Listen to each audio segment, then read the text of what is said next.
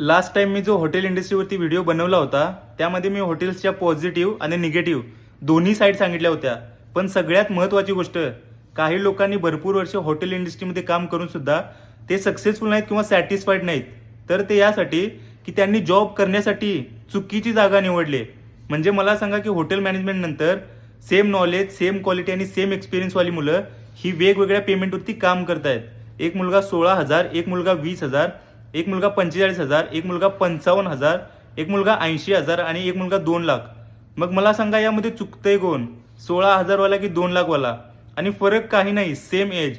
आणि most of the time असं पण आहे की त्या लोकांनी आपलं पूर्ण आयुष्य हॉटेल इंडस्ट्रीमध्ये काम करून सुद्धा ते लोक 25,000, 30,000 आणि 40,000 वरतीच आहेत. आणि ज्यांनी हॉटेल मॅनेजमेंट केलंय सध्या 2 ते 3 वर्ष झालेत, जस्ट पासआउट झालेत किंवा बाहेर पडलेत, ते 40,000, 80,000 आणि 2,00,000 वरती आहेत. हा फरक आहे जुन्या विचारांच्या हॉटेलात काम करण्यामध्ये आणि नवीन विचारांच्या हॉटेल मॅनेजमेंटमध्ये. त्यामुळे स्मार्ट बना यार.